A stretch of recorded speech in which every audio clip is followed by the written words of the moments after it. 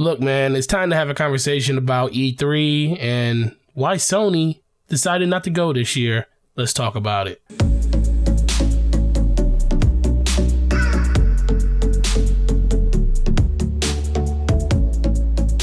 So, as you guys have probably already heard, Sony is not attending E3 2020. This information comes from game.biz. I'm going to have it linked in the description, so make sure you check that out. But for the sake of clarity, I'm going to put it across the screen so you can read the statement that Sony put out by a spokesperson about why they're not going to E3. And I quote, "After thorough evaluation, SIE has decided not to participate in E3 2020. We have great respect for the ESA as an organization, but we do not feel the vision of E3 2020 is the right venue for what we are focused on this year. We will build upon our global event strategy in 2020 by participating in hundreds of consumer events across the globe. Our focus is on making sure fans feel part of the PlayStation family and have access to play their favorite content. We have a fantastic lineup of titles coming to PlayStation 4, and with the upcoming launch of the PlayStation 5, we are truly looking forward to a year of celebration with our fans." End quote. So that is the statement from Sony about why they're not going to E3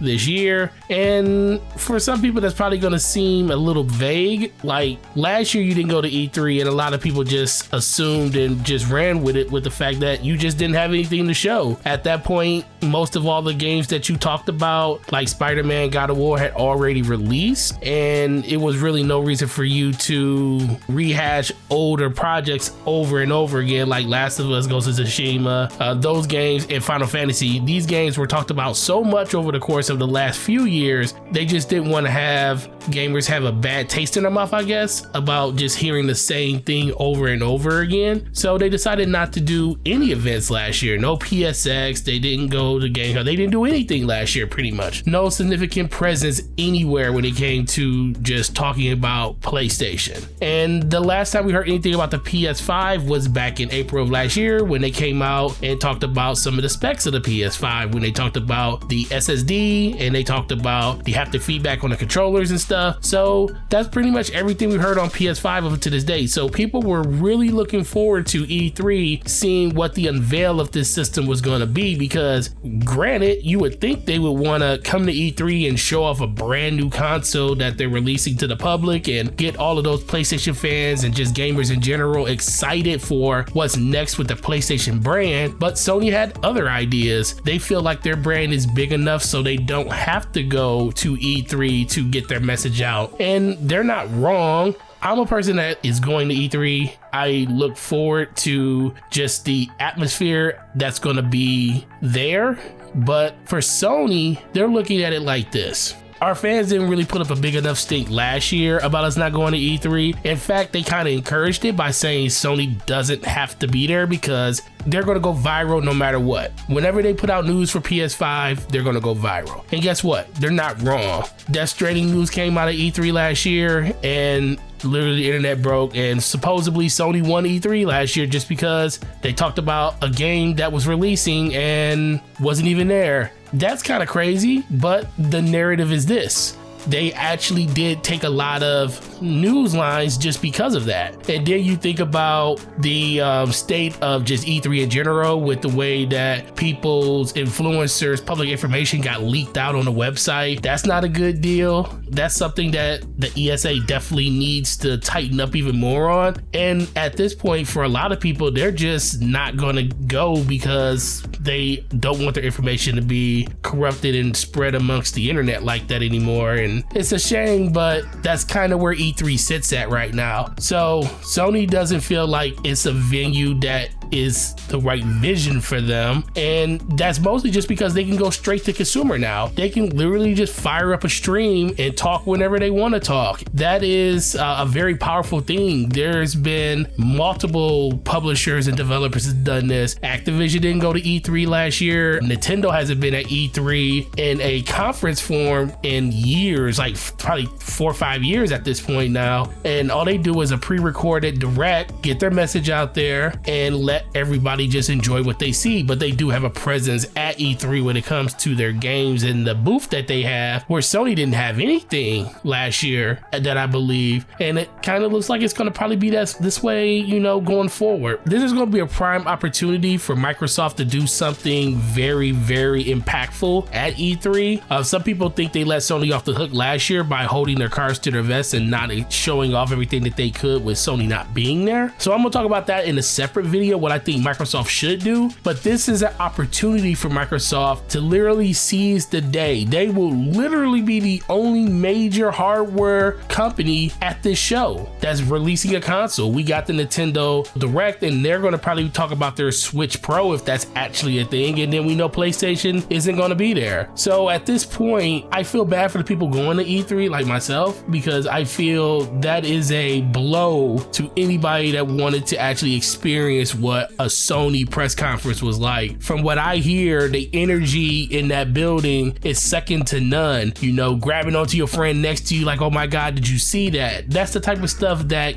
gamers get excited for, you know, sharing the craft with people that normally you don't get a chance to spend time with because you're on the internet and we're hundreds of miles or thousands of miles away from people. And this gives you a chance to network with those friends and a common goal of just gaming in general. So I think Sony is kind of letting a lot of people down in that regard. But overall, Sony doesn't have to go to E3. It's not mandatory for them. They can make waves by just not going and putting out some type of news that's going to still break the internet at E3 with them not being there. But they can't make this a habit. Look, they're not cocky yet. They're not coming off as cocky yet. They're just coming off as, we don't have to do this because we have the voice, and they're not wrong. But the more and more voice you give to someone like Microsoft, who is actually going out and doing everything they can do to get as much mind share back, all you're doing is feeding the beast at that point. And Microsoft is in a situation where they have to do everything they can to get fans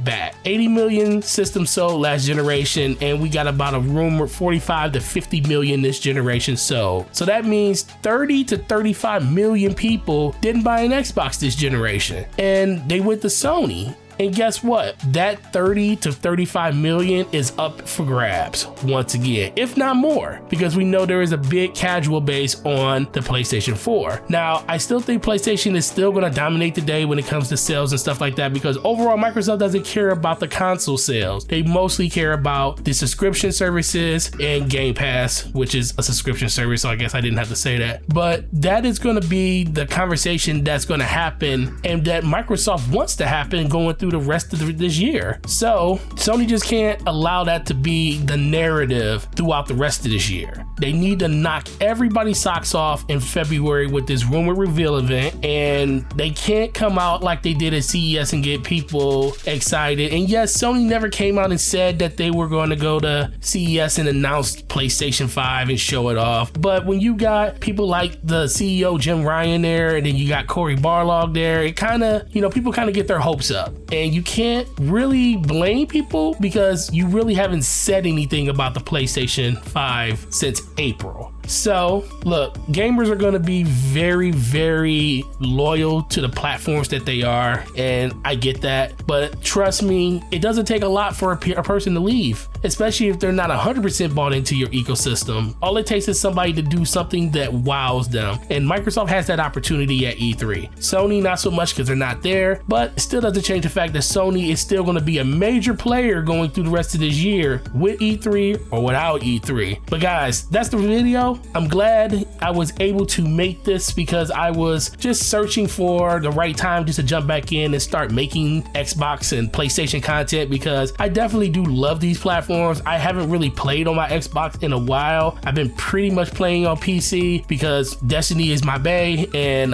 load times on Destiny on console are horrendous. So I will be getting the Series X when it does release at the end of this year. I will be right back in that fold with you guys. I'm super excited for what Microsoft is doing, but like I said, man, I'm happy to be making these videos again for you guys. Definitely drop a like on this video if you like the content, and sub to the channel if you want to get more of this. I have more videos coming up down the line. Like I said, I'm going to be talking about what Xbox needs to do at E3 to basically curb stomp Sony to an extent, I guess. But check that out in the next video that I make. And make sure you share this on your social media with all your friends. It definitely helps out this channel a lot, man. Like I said, I appreciate all you guys. Thanks you for sticking with the channel. Thanks for all the great feelings on Twitter, reaching out and saying, bro, make some content. I'm making it for you guys now. So I will talk to you guys in the next video. Y'all have a great week. Peace.